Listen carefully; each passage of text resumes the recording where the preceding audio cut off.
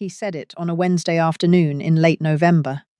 He used the careful voice he uses when his wife has told him what to say.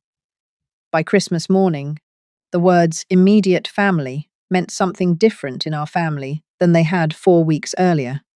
And the gift I had been planning to give my son and his wife for 10 years had been given, instead, to the only person at the table who had asked the right question. Here is what actually happened. My name is Barbara. I am 71 years old. My husband Bill died in 2019. We had been married for 44 years. Bill had been a high school math teacher for 36 of those years. He had retired in 2014. He had died in 2019, 5 months after his diagnosis. He had left me a paid-off 3-bedroom ranch house on a quiet street in a small town outside Columbus, Ohio. He had left me a small pension. He had left me a modest investment account he had built carefully across 40 years. He had left me, in a sealed envelope in his desk drawer, a letter I would not open until November of 2024. I will tell you about the letter in a few minutes. First, I want to tell you about the phone call. My son David is 46. He is married to a woman named Megan. They have one child, my granddaughter Sophie, who is 14. David is the regional manager of a logistics company in Columbus. Megan is a real estate agent.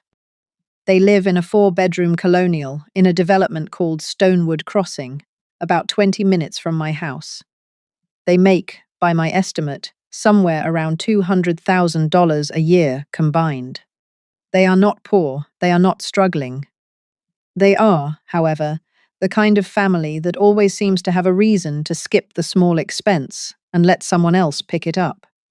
The dinner check at the restaurant, the grocery run before the cookout, the Christmas tree, the car repair for Sophie's first car when she got it last summer, which I had paid for $1,100 at a shop in town, because David had said, "Mom, things are tight right now, we'll catch up with you later." They had not caught up with me. I had not pressed. I had been their mother and grandmother for 14 years of Sophie's life and 46 years of David's. I had stopped, somewhere along the way, expecting to be paid back for the small things. I had not yet stopped expecting to be included. That had been my mistake. I want to tell you about my sister, Carol. Carol is 68. She is my younger sister by 3 years. She and her husband Tom live in a small house 12 minutes from mine. They have been married for 41 years. They have no children. They had wanted children. It had not happened. They had made their peace with it sometime in the early 1990s and had built a life around each other, around their small circle of friends, and around being the doting aunt and uncle to my son David from the moment he was born in 1978. Carol had been at the hospital the day David was born. She had held him at 6 minutes old. She had babysat him every Friday night for the first 6 years of his life, so that Bill and I could have date night.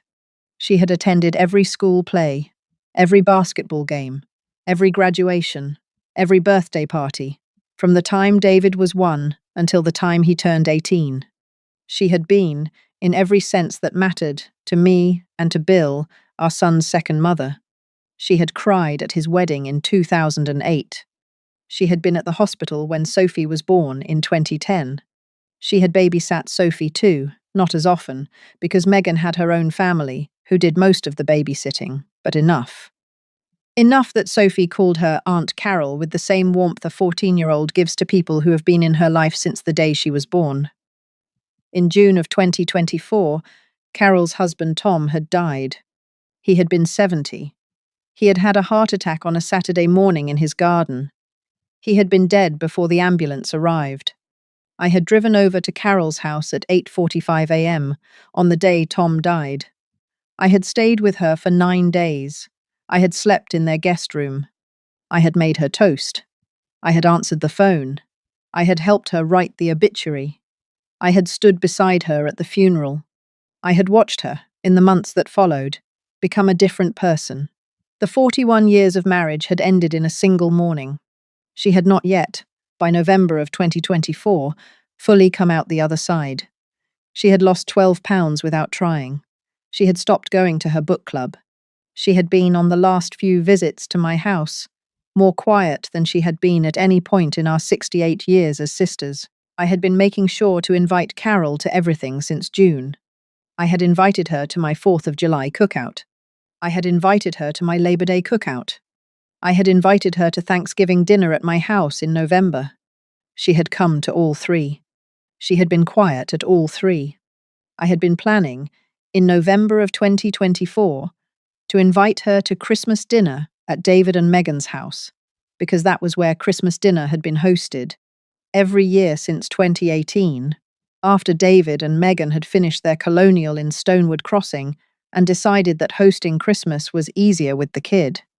I had been planning to call David in late November to confirm Carol's place at the Christmas table. The call had not gone the way I had expected. I called David on a Wednesday afternoon in late November, the Wednesday before Thanksgiving. It was about 3 p.m. I had just finished writing my Christmas card list at the kitchen table. David picked up on the third ring. He sounded like he was in his car. I said, "Sweetheart, quick question. For Christmas dinner this year, Carol, she has been having such a hard time since Tom died. I want to make sure she has somewhere to go on Christmas Day. I was thinking, I will pick her up that morning, bring her with me to your house. She will sit at the table with us, and I will drive her home that evening. Is that all right?" A pause. He said, "Mom, hold on, let me pull over." He pulled over. I heard the car stop. He said, "Mom, listen. Megan and I have been talking about Christmas, about how we want it to be this year. And we were going to call you this week. We have been thinking, Mom, this year we want to keep Christmas small. Just immediate family. Just me and Megan and Sophie. And you, obviously. But just immediate family this year. No extended relatives. We want Sophie to have, a more focused Christmas. Just the four of us." I had not said anything for a moment. I had been holding my Christmas card list in my hand. I had been planning to write Carol's name on it. I said, "Sweetheart, Carol is not extended family. Carol is my sister. She has been at our family Christmases since you were born." He said, "Mom, I know. But listen, this year Megan and I have been talking, Mom. Megan made a point that Carol is not, technically, immediate family. She is your sister, which makes her my aunt. But Mom, Megan said that for Sophie's sake, Sophie is 14 now, she is going to be in high school next year. Megan said that for Sophie, the Christmas memories that are going to matter are the small, focused ones, the ones with just the immediate family. And Mum, Megan said that having Aunt Carol there this year, with her grief, with how quiet she has been, Megan said it might bring down the mood for Sophie. That this is Sophie's last year of middle school, that she should have a Christmas she remembers as joyful, not somber." He stopped. He waited. I noticed several things in the pause. I noticed that David had referred to Carol 3 times in 20 seconds as Aunt Carol, which was the phrasing Megan had clearly used in the conversation he was relaying to me, and which was not the phrasing David himself would have used if he had been speaking without his wife's script in his head. I noticed that he had said, Megan said, 3 times in the same 20 seconds. I noticed that he had said, immediate family, twice, which was the phrase Megan had clearly decided would be the official framing of the exclusion, and which David was now using to deliver the message his wife had decided to send. I noticed that the central concern in the conversation, as David had presented it, was Sophie's joyful Christmas, which was the kind of framing Megan used when she had decided to exclude someone for a reason that was actually about her own preferences and needed to be repositioned as a kindness to someone else. I noticed that the woman being excluded, my sister, my widowed sister, my sister who had cried into a couch cushion at her own kitchen table on the morning of June 15th and asked me how she was supposed to live the rest of her life alone, had been described in this phone call as someone whose grief would bring down the mood. I noticed all of it. I sat at my kitchen table. I looked at the Christmas card list on the table in front of me. Carol's name was not yet on it. I picked up the pen. I wrote her name down. I said, very calmly, David, let me think about this. I will call you back tomorrow. He said, Mom, I knew you would understand. Megan was. Megan was worried you would be upset. I told her you would understand. Thank you, Mom. I love you. I said, I love you too, sweetheart. We hung up. I sat at the kitchen table for a long time. I did not cry. I thought about Bill. Bill had been a math teacher. Bill had also been the kind of man who, when something was wrong in our family, would sit at the kitchen table and write down the facts on a piece of paper. I picked up another piece of paper. I began writing down what David had just said. I wrote, David, Nov, 27, 3:14 p.m., said, Megan said.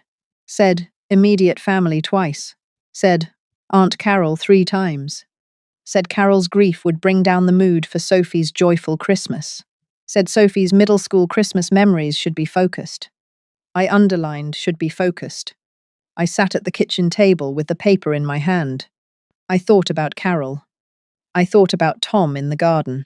I thought about the 9 days I had slept in Carol's guest room in June. I thought about the fact that David, who had been held by Carol at 6 minutes old, had just told me that Carol's presence at his Christmas dinner would bring down the mood. I picked up the phone. I called my lawyer. I want to pause here and ask you something honestly. If your son had called you and told you, in the voice his wife had clearly given him, that your widowed sister, the one who had been at the hospital when he was born, the one who had babysat him every Friday night for the first 6 years of his life, the one who had held his daughter at the maternity ward in 2010, was not welcome at his Christmas table because her grief would bring down the mood for his middle school daughter, what would you have done in the next 10 minutes? I think a lot of mothers would have called their daughter-in-law and asked her to explain. I think some would have called their son back and said the words they had not been able to say the first time. I think a brave handful would have walked into the next family event and announced, in front of everyone, that Carol would be at Christmas dinner, whether anyone liked it or not. I did none of those 3 things. I want to tell you why. I had been a mother for 46 years. I had been a sister for 68 years. I had been Bill's wife for 44. I had been a widow for 5.5. In all of those roles, I had learned one thing about family confrontations, the same thing Bill had taught me, slowly, across 44 years of marriage. The thing he had taught me was this: family confrontations do not produce family change, they produce family arguments. The arguments end, everyone goes home. Everyone tells themselves a story about what the argument was about. The underlying behavior continues, usually in a slightly more careful form, because everyone has learned what not to say out loud. I did not want a family argument. I wanted a family change. The change was not going to come from a phone call. The change was going to come from somewhere else. It was going to come from a letter Bill had left me in November of 2019, 11 months after his death. I had not yet opened the letter. I had been carrying it in my desk drawer for 5 years. The envelope had been sealed with a small piece of red tape. On the front, in Bill's handwriting, it had said, Barbara, for the day someone in our family decides who belongs and who does not. I had not opened it for 5 years because the day had not come. The day had come on a Wednesday afternoon in late November of 2024 at 3:14 p.m. It was 3:32 by the time I picked up the phone to call my lawyer. It was 3:33 when I walked to Bill's old desk in the spare bedroom. It was 3:34 when I opened the drawer.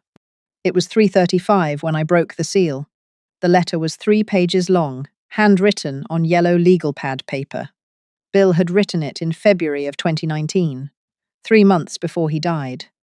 I read, Barbara, if you are reading this, something has happened in our family that I have been worried about for 10 years and have not known how to tell you. I am sorry I am not there to help you with it. I have been watching Megan for 10 years, since the wedding in 2008. I have watched her, very slowly, decide who was important and who was not. She did it with my brother Howard. When he was alive, she would invite him to one event and not the next. And the next event after that would be one Howard wasn't expected at. And after 3 or 4 cycles, Howard had stopped expecting to be invited. He died in 2014, still not understanding why he had drifted out of our family Christmases.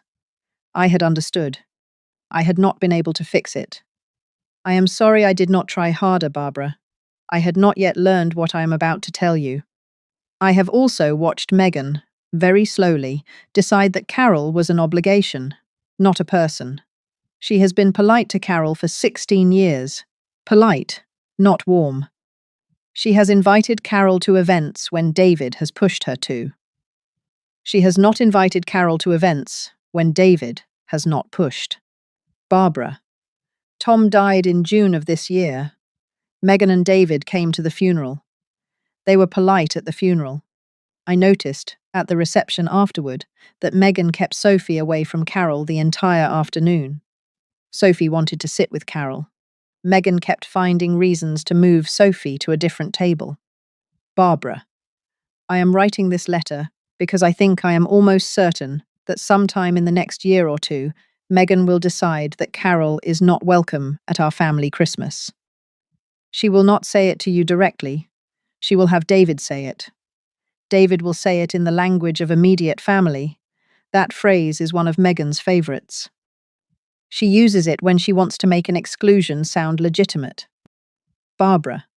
On the day David tells you that Carol is not welcome at Christmas, the day has come.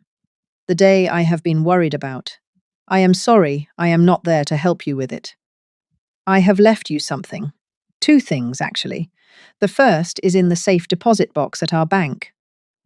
The combination is taped to the inside cover of our 1992 photo album in the bookshelf in the living room. The second is the name of a lawyer. Her name is Helen Roth. She has my full instructions. She has been holding a folder of documents for me since February of 2019. I paid her in advance. She will know what to do when you call her. Barbara, I want to tell you what is in the folder. 3 things. First, a small irrevocable trust restructuring. The house and the investment account will be moved into a trust with Sophie as the beneficiary. Sophie will inherit them in trust at the age of 25. The trust skips David and Megan. They will not be in the trust. They will not be able to reach it. Second, a small life insurance policy I took out in February of 2019 with Carol as the beneficiary. $200,000. Carol does not yet know about it. I had been paying the premium for 60 months. The policy is fully paid up. Carol will receive it on my death, which she would have, except that I asked Helen to hold the notification until the day you contacted her. I asked Helen to hold it, because I wanted you to be the one to give it to Carol. I wanted Carol to receive it from you, not from a stranger at an insurance office. I wanted the gift to come from our family, not from a policy number on a piece of paper. Third, a letter from me to Carol, sealed, which Helen will give to you to give to her. The letter is short, it explains. I would like Carol to receive the letter the same day she receives the news of the life insurance. I would like you to deliver both at the same time, in person, at Carol's kitchen table with a cup of tea. Barbara. Carol has been our family for 68 years. She held David at 6 minutes old. She held Sophie at 6 hours old. She was at our wedding in 1975. She was at my funeral in 2019. She is family. She is more family than the people who have decided to redefine the word.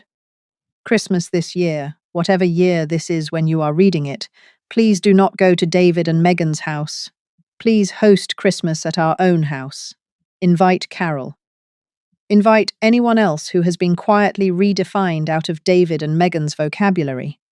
Cook the ham the way I always made it. Use my mother's china. Tell Sophie, if she ends up there, that her great-aunt Carol is the person who held her at 6 hours old. Sophie is 14. She is old enough to know who held her. She is old enough to know who has been left out. I love you. Bill. I read the letter twice. I did not cry. I sat at Bill's old desk with the letter in my lap for a long time. The November light was coming in through the window above the desk. It was a soft, cold light.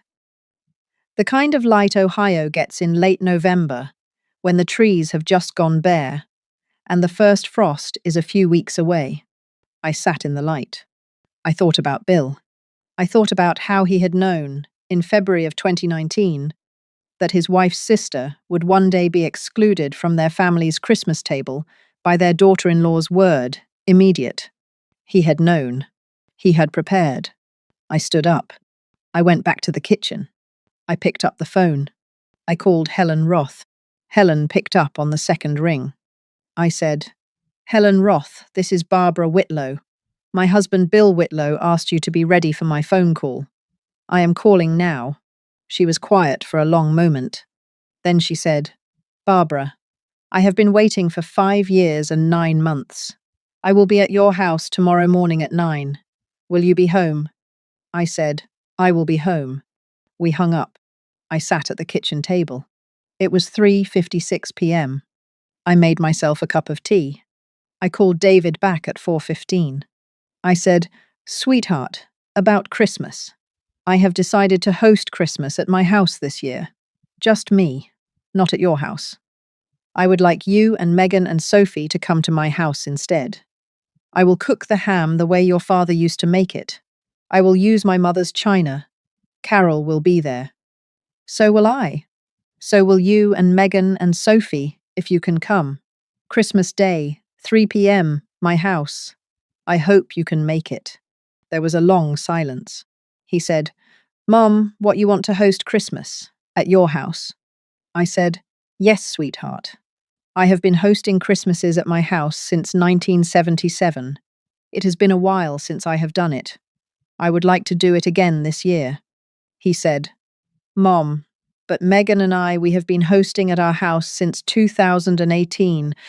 I said, "Sweetheart, you and Megan have been hosting at your house since 2018, which has been wonderful. I am grateful for those 6 years. This year, I am hosting at my house. You are very welcome to attend. Carol will be there. So will I. The invitation is open. If you cannot make it, I will understand. If you can, I will be very glad to have you." He said, "Mom, let me talk to Megan."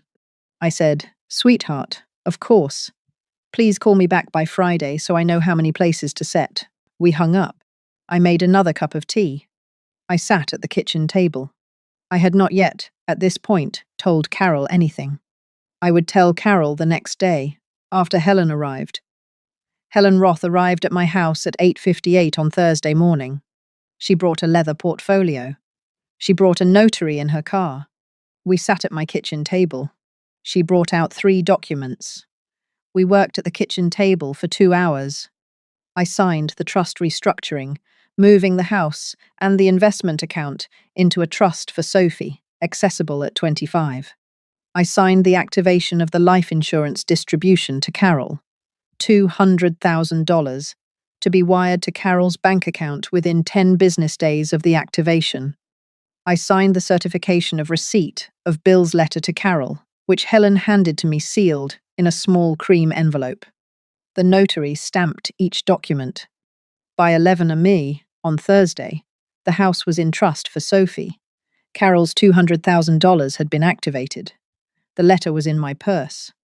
I called Carol at 11:45. I said, "Carol, can I come over for tea this afternoon? Around 2? She said, "Of course, sweetheart. I will make tea." I drove to Carol's house. I arrived at 1:57. She opened the door.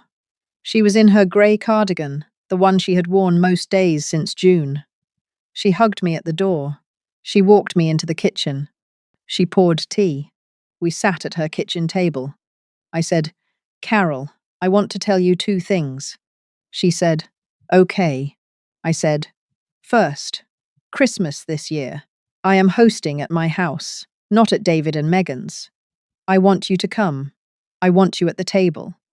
I am cooking the ham the way Bill used to make it. I am using Mom's china, Christmas Day, 3 p.m. My house.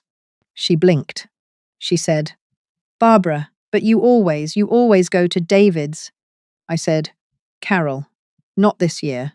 This year I am hosting. You will be there. She said, Sweetheart, Barbara, I don't want to be in the way. I know David and Megan, they have their own. I said, Carol, you are not in the way. You have never been in the way of anything. You are my sister. You are family. You will be at Christmas dinner. She nodded. She started to cry, very softly. I let her cry. I waited. After a while, I said, Carol, there is a second thing. She looked up. I said, Bill left you something. In February of 2019, 3 months before he died. He bought a life insurance policy. He named you the beneficiary. He paid the premiums in advance for 60 months. The policy is fully paid. The amount is $200,000. It will be wired to your bank account in the next 10 business days. She stared at me. She said, Barbara, what? I said, Bill set it up in 2019. He had been planning it. He left a letter for you. I have the letter in my purse. He asked me to give it to you in person, with a cup of tea, at your kitchen table. I reached into my purse. I took out the cream envelope. I handed it to her. Her hands were shaking. She broke the seal. She read it slowly. I did not read over her shoulder. I sat and drank my tea. When she had finished, she set the letter on the table. She looked at me. She said, Barbara, he wrote this for me. In 2019, before he died. I said, he did, Carol. She said, Barbara, what does it say? I said, Sweetheart, the letter is yours. I have not read it. He wrote it for you. It is between him and you. She said, Barbara, will you read it with me? I said, yes, sweetheart, I will.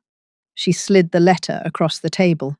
I read, Carol, if you are reading this, I have been gone for some time, and Barbara has just told you about the policy. I want you to know 3 things. First, the money is yours, not Tom's, not the family's, yours. Use it for whatever you want. Travel, a new car, a donation in Tom's name, coffee with friends, books. I do not have an opinion about how you spend it. I have an opinion only that you spend it for yourself, not for anyone else. Second, I want to tell you why I bought the policy. I bought it because, in the fall of 2018, when I knew my body was tired, I started thinking about who in our family had been the most consistent across the most years. The answer was you. You were at the hospital when David was born. You held David at 6 minutes old. You held Sophie at 6 hours old. You attended every birthday party from 1979 to 1996. You came to my retirement dinner in 2014. You came to my hospital room in 2019. You are family. You are more family, in many ways, than family. Third, Tom is going to die before you do. I am sorry to tell you that in writing. I do not know when. I do not know how. I have the sense, watching him over the last few years, that his heart is tired. He has not said anything to me. I have not said anything to him. I am telling you now because I want you to know that whenever it happens, I knew it was coming, and I prepared this small thing so that you would not be alone in it. The money is for you to have a friend when Tom is gone. The friend can be Barbara. The friend can be travel. The friend can be a small charity in Tom's name. The friend is whatever you decide. I bought you a friend. I love you, Carol. You were the best sister-in-law a man could have had. I am sorry I cannot tell you in person. Bill. I had read the letter aloud. Carol was sobbing now. I let her sob. I reached across the table and held her hand. After a long time, she said, Barbara, he knew about Tom's heart. I said, he worried, Carol. He did not know. He worried. She said, Barbara, $200,000. I said, yes, Carol. She said, Barbara, I don't. What do I? I said, sweetheart, you do not have to decide anything today. The money will be in your bank account in 10 business days. You will decide over the next year or two what to do with it. You do not have to decide right now. The only thing you have to do today is finish your tea, accept the gift, and come to my house for Christmas dinner. She nodded. She said, "Yes, Barbara, I will come to Christmas dinner." I said, "Good. Carol, there is one more small thing." She said, "Yes?" I said, "David and Megan may or may not come to my Christmas dinner. They told me on Wednesday that they wanted Christmas to be immediate, family, only. That phrase was their phrase for not inviting you. I am not certain whether, when they hear that I am hosting and that you will be there, they will come. They may not. I want you to know, before Christmas, that the table will be set whether they come or not.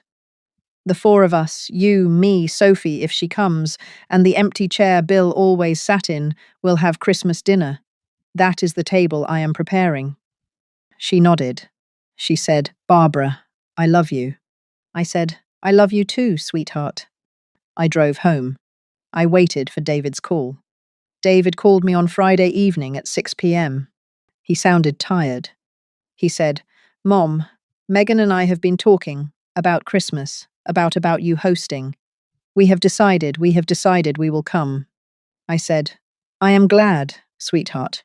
He said, "Mom, Megan wants me to ask you something. She wants me to ask whether whether Carol has to be there." I said, "Yes, sweetheart, Carol will be there." He said, "Mom, Megan," said Megan asked if Carol could come for dessert or for a short visit before dinner, so that the dinner itself could be just the four of us. She said it would be a compromise. I said, "Sweetheart, the compromise is no." He said, "Mom." I said, "David, listen to me. Carol will be at the table from 3 p.m. to 8 p.m. on Christmas Day, the same as everyone else. She will not be served dessert separately. She will not be visited briefly before dinner. She will eat the ham and the green beans and the potatoes at the same time as everyone else. She will sit across from me. She will sit beside the empty chair where your father used to sit. If you and Megan can come on those terms, you will be welcome. If you and Megan cannot come on those terms, I will understand, and we will see each other in the new year." A long silence. He said, "Mom, we will come, on those terms." I said, "Good. Christmas Day, 3 p.m. Bring Sophie. I will set 5 places." We hung up. I poured myself a glass of wine. I went to bed at 10. I slept the way a woman sleeps when she has, for the first time in 5.5 years, decided where Christmas would be held. Christmas Day arrived. Carol came over at 1 p.m. She helped me set the table. We used my mother's china, the white set with the small blue flowers around the rim, which had been her grandmother's before that. We used the crystal glasses Bill and I had bought on our honeymoon in 1975. We used the cloth napkins my mother had embroidered for our wedding. Carol cried a little, twice, while we were setting the table. I let her cry. David, Megan, and Sophie arrived at 2:55. Megan was wearing a soft red sweater and the small bright smile she uses when she has lost an argument and is preparing to perform graciousness about it. She hugged me at the door. She hugged Carol at the door. The hug to Carol was the smallest I have ever seen Megan give a person at a holiday. It lasted, by my count, 2 seconds. Carol returned the hug warmly. Sophie came in last. Sophie was 14. She had been growing fast that year. She was almost as tall as I was. She was wearing a new green sweater her mother had clearly bought for the occasion. She saw Carol. Her face broke into a smile. She walked across the room. She said, "Aunt Carol." She hugged Carol for a long time.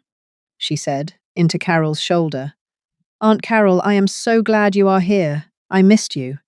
I noticed Megan's face. Megan's face did the small, careful thing it does when something is not going to her plan. I did not say anything. I let the hug happen. We sat down at 5 places at the dinner table at 3:15. I had set a sixth place for Bill, his usual seat at the head, empty, with my mother's china and a glass of red wine that I would drink myself at the end of the meal, the way I had done at every family meal since 2019. We ate. The ham was good. The conversation was careful but warm. Sophie sat next to Carol. They talked about the school play Sophie was in.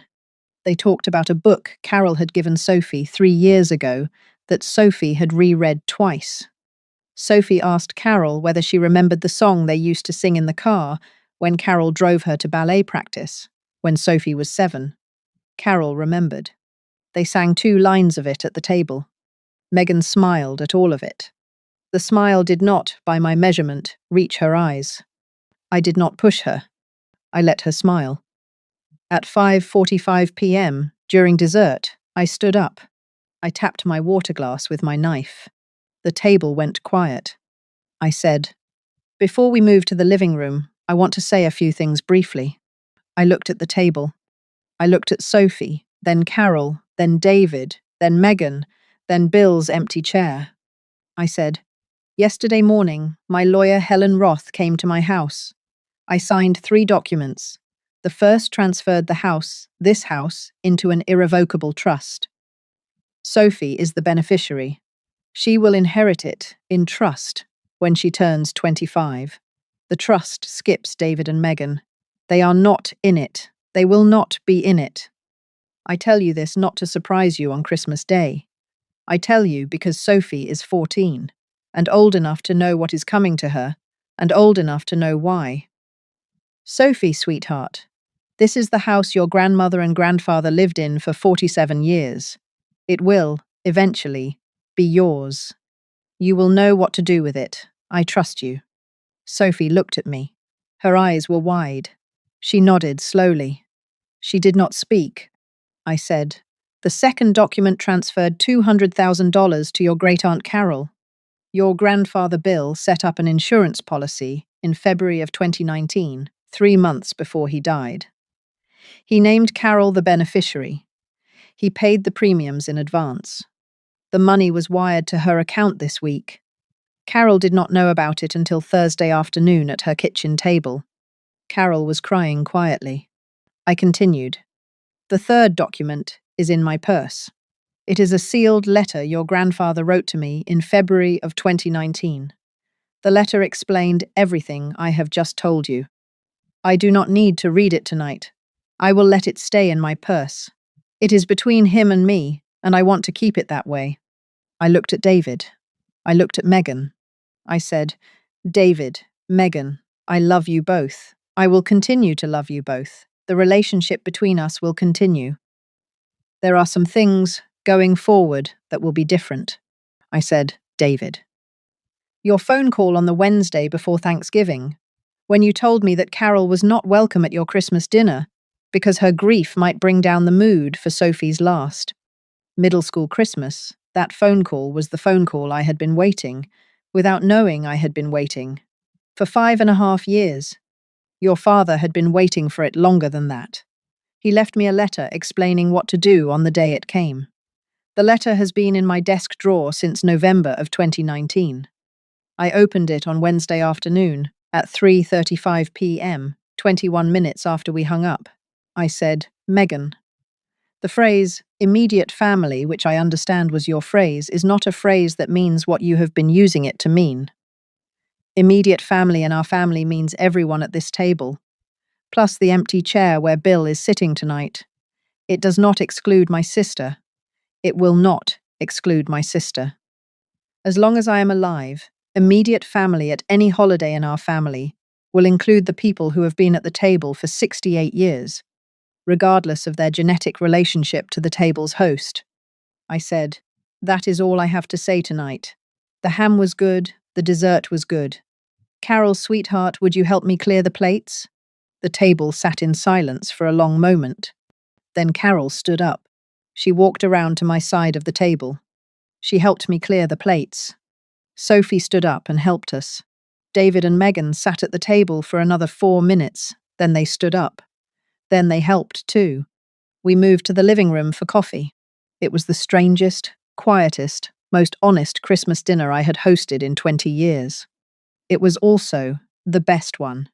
David called me on the 27th. He said he wanted to come over alone. He came over at 4 p.m. We sat at the kitchen table. He said, "Mom, I am sorry." I said, "Sweetheart, I know." He said, "Mom, Megan is. Megan is angry. She is Mom." She said she felt humiliated at the table. She said you did not have to say all of that in front of her. I said, "Sweetheart, I did have to say all of it in front of her. The truth that is said only in private is the truth that gets renegotiated in private. The truth that is said in front of witnesses is the truth that stays said." He nodded. He said, "Mom, what about us?" I said, "Sweetheart, you and I will have lunch on the first Saturday of every month, alone, at this kitchen table, for 1 year. After that year, we will see what we have to talk about that is not about the things that happened in November and December. I love you. I will love you for the rest of my life." The lunches start in January. He said, "Mom, thank you." He hugged me at the door. He left. I have had lunch with him on the first Saturday of every month for 14 months now. The lunches have been good. He has, slowly, begun to use the phrase, "we have enough." I have not corrected him when he uses it. I have simply noticed. That night I sat in Bill's reading chair in the living room with the small notebook I had begun keeping the morning after the phone call, and I wrote one line. My son said Christmas is for immediate family. So by Christmas morning, the word immediate had been rewritten by a husband who saw it coming 5 years before I did, and who left me, at his desk, the small, careful tools to host the Christmas he wanted his sister-in-law to have. Sometimes dignity does not arrive with shouting. Sometimes it arrives at a kitchen table on a Thursday afternoon, with a cup of tea and a sealed letter, between two sisters who have been each other's family for 68 years. I closed the notebook. The ham had been good. The china was washed. Carol was at home, 12 minutes away, with $200,000 in her bank account and Bill's letter on her bedside table. The chair where Bill used to sit was empty, but the table around it had been, on Christmas Day of 2024, the way Bill had wanted it to be. That had been, in the end, enough.